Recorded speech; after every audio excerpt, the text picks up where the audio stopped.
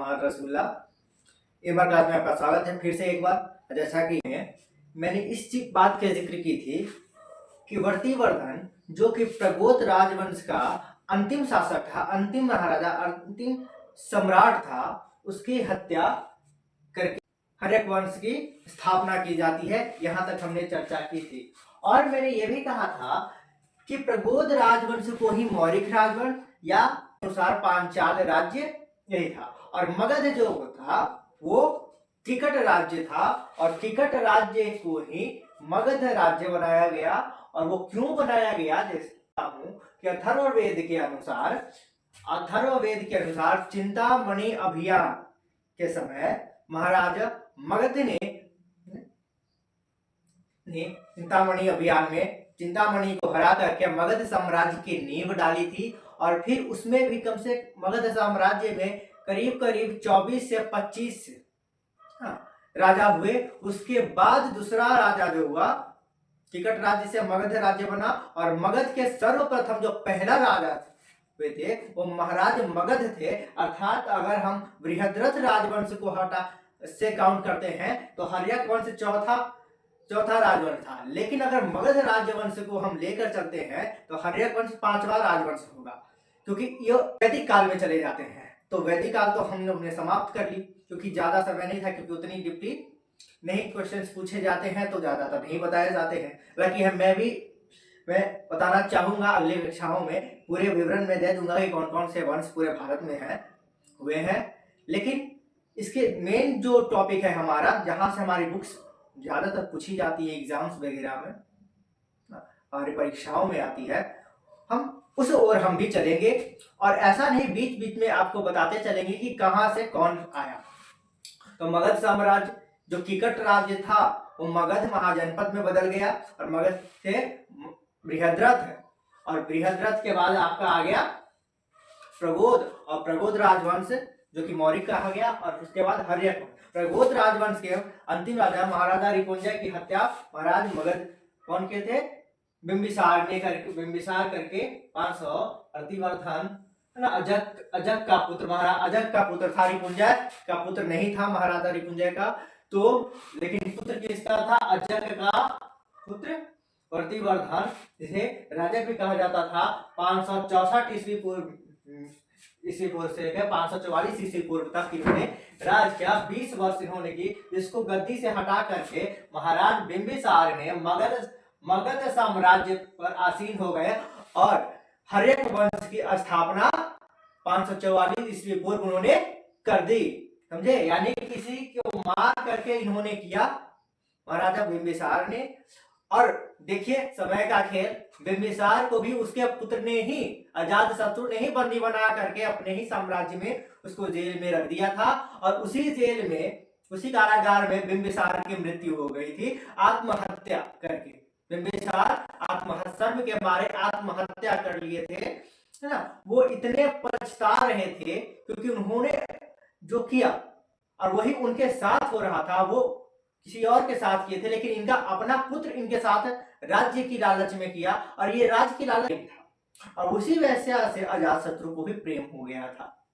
अब उससे विवाह करना चाहता था, बिंबिसार को पसंद नहीं था और उससे बिंबिसार का एक पुत्र भी था। अजातशत्रु तो कहता था कि नहीं, ऐसा कैसे हो जाएगा। पिता को बंदी बनाकर कारागृह में बिंबिसार को डाल करके अजातशत्रु अपना राज्य लिया। तो चलते हैं कि बिंबिसार मगध साम्राज्य पर आसीन होकर बिंबिसार ने हर्यक राजवंश की स्थापना की 544 ईस्वी पूर्व और हर्यक वंश के बाद उन्होंने महाराजा उसके उत्तराधिकारी हुए कौन, अजातशत्रु, जो कि 592 ईस्वी पूर्व से लेकर 560 ईस्वी पूर्व तक इसने राज्य किया और 32 वर्ष तक राज किया। इसी दौरान हर्यक वंश जब एक तरफ रहा था, उसी दौरान एक और हो रही थी कि धर्म चक्र परिवर्तन, यानी बुद्ध का जन्म एक तरफ हुआ था और बुद्ध भगवान समझिए बौद्ध धर्म की स्थापनाओं का जो कहते हैं वो प्रचलन, तो उस वक्त तो बुद्ध जन्म ही लिए थे हर्यक वंश की स्थापना के दौरान। लेकिन जब महाराजा अजातशत्रु ने अपनी सत्ता धारण की, उसी दौरान यह तब तक भगवान बुद्ध अपना ज्ञान प्राप्त कर चुके थे। मतलब उसी दौरान उसी काल में आप है ना बौद्ध धर्म का स्थापना या आस्तिक धर्मों का उदय, नास्तिक धर्मों का उदय कर लीजिए, संप्रदाय का उदय कर लीजिए, या एक धर्म चक्र परिवर्तन का मान जो दिया गया है कि एक धर्म ना परिवर्तन हो रहा है, शांति आ रहा है, ऐसा हुआ। तो बुद्ध काल कह सकते हैं इसको, धर्म चक्र परिवर्तन काल कह सकते हैं। हर्यक वंश के दौरान ये हुआ था।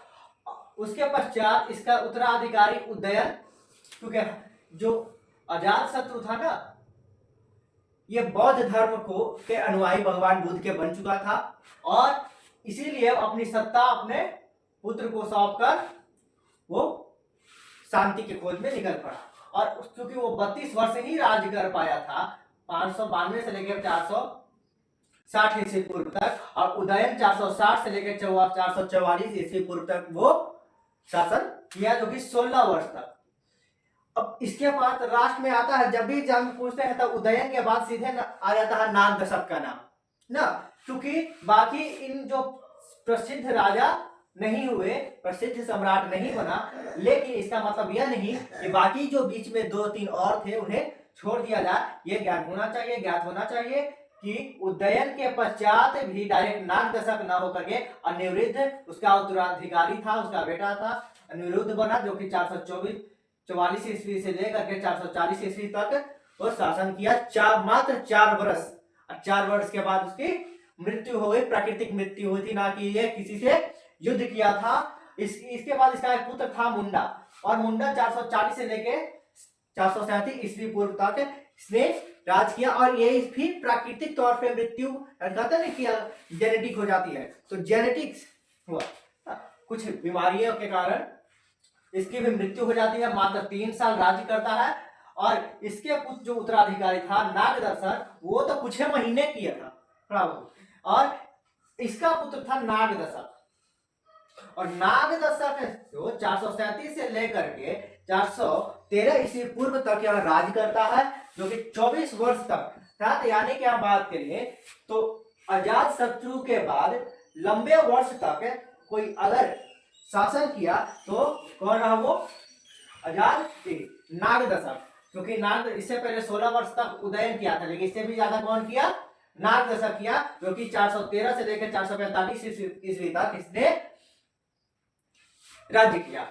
और इसके बाद अब है कि नागदशक है, तो नागदशक के बाद शिशुनाग वंश की स्थापना कैसे अचानक से हो जाता है? क्योंकि जब हम पढ़ते हैं तो नागदशक के अंतिम राजा, और अंतिम राजा के बाद सीधे आ जाता है शिशुनाग। अब शिशुनाग कहाँ से टपक पड़ा भाई? अगर क्या कहें ससुरा कहाँ से आया नहीं आया, दिमाग खपाते रहते हैं, ओ कहाँ गया, है ना, आया कहाँ से? आखिर इसका भी तो कोई जड़ रहा होगा ना, ऐसा तो नहीं है कि आसमान से टपक पड़ा या फिर आज के इंटरनेट से डाउनलोड हो गया ससुरा। तो कहीं ना कहीं से वो आया तो होगा। बथुआ गिने तो गया नहीं था कदुआ तोड़े कि कहीं से वो आसमान से तब, है ना, कद्दू लेते टपकते हुए नीचे चल आया, चाहे है ना इंटरनेट गूगल बाबा से वो डाउनलोड हो गया था, ऐसा तो नहीं। वो नागदशक था, वो 412 ईस्वी में गद्दी से हटा करके शिशुनाग वंश का स्थापना तो करता है। लेकिन यह हमें पता चलता है कहां से कि महावंश के अनुसार। अब महावंश कहां कौन था भाई? तो लिच्छवी में महावंश था ना, तो लिच्छवी महाजनपद तो नहीं हो गए, लिच्छवी कहां? जहां पर नेपाल की तरफ, तो लिच्छवी में महावंश के हिसाब से जो महाराज थे उनकी पत्नी का पुत्र था ये नाग, कौन था? शिशुनाग।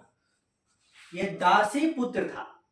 महावंश के जो महाराज थे उनका दासी पुत्र था। दासी पुत्र मतलब दासी से विवाह किए थे और उसका पुत्र था। जैसे कि महाभारत में संजय थे, महामंत्री संजय की, तो वैसे ही ये भी दासी पुत्र था और महावंश का वेश्या। अब दासी पुत्र कैसे? तो एक वेश्या थी जिसे महाराजा ने दासी बनाकर विवाह करके लाया था, तो वेश्या दासी पुत्र था। जो शिशु ने बाद में किसकी? नागदशक की हत्या करके शिशुनाग वंश की स्थापना की। और चलते हैं फिर इसके आगे की कहानी हम लेकर आएंगे, क्योंकि इसमें और भी चीजें हैं जो मैं अगली वीडियो में बताऊंगा, अगले पार्ट में बताऊंगा। तब तक के लिए चैनल को सब्सक्राइब करें, शेयर करें MS राठौर ना MR क्लासेस, ताकि मैं इसको और विस्तृत करके आपको नेक्स्ट पार्ट में बताऊं। और आप यह जरूर कमेंट करें नेक्स्ट पार्ट करके। देखते रहिए। धन्यवाद।